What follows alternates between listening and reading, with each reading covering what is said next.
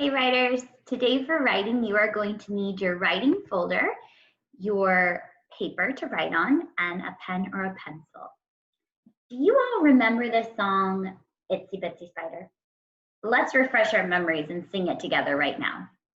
The itsy-bitsy spider climbed up the water spout. Down came the rain and washed the spider out. Out came the sun and dried up all the rain, and the itsy-bitsy spider climbed up the spout again. I thought you would remember that one. So, Itsy-Bitsy Spider is one of my favorite songs that my preschool and kindergarten teachers would sing to me. And I am telling you and reminding you of this song today because good stories are a lot like the spider in that song. They take very small steps. Today, what I want to teach you is that when writers want to write stories that really come to life on the page, they tell their stories in small steps, bit by bit, just like the spider climbing up the spout. So that's very important to remember. Right now, I want you to think about what you would say if you were writing a story about your dinner and you didn't like some of the food, but you had to eat it anyway. Maybe you would write something like, I didn't want to eat the broccoli, but I had to, so I did. You could write that, and that would be a story. But the thing I have learned is that real pro writers, real authors, often take something as small as eating food that you don't like, and they stretch it out, writing that part bit by bit in teeny tiny parts. So as I read a part from our story, Night of the Veggie Monster by George McClement, I'm going to show you how he really stretches the part out so that he's not just telling us what happened, but he's showing us in teeny tiny steps. So here's how George McClement did that. With just the slightest touch,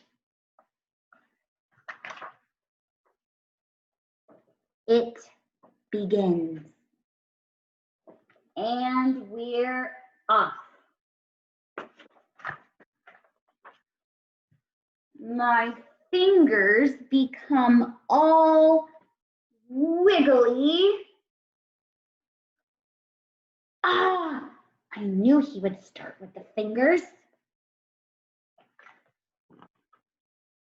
As the pea rests in my mouth, my eyes begin to water.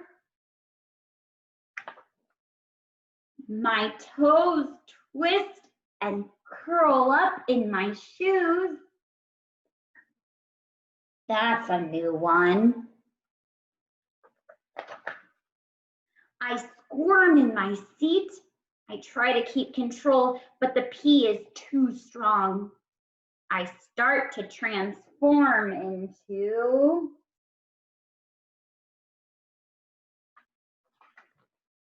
a veggie monster.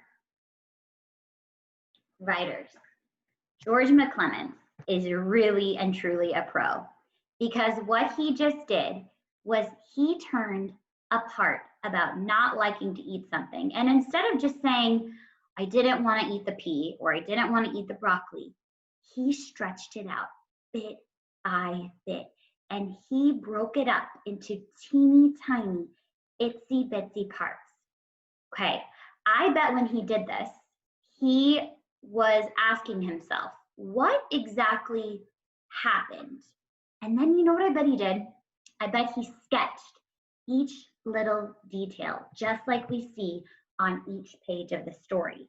And then after he sketched each part, I bet he added some words to go with it. And that's exactly what I want you to do today, writers. I want you to stretch your stories out into itsy bitsy parts.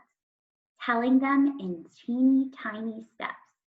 Don't just say, I went to school today.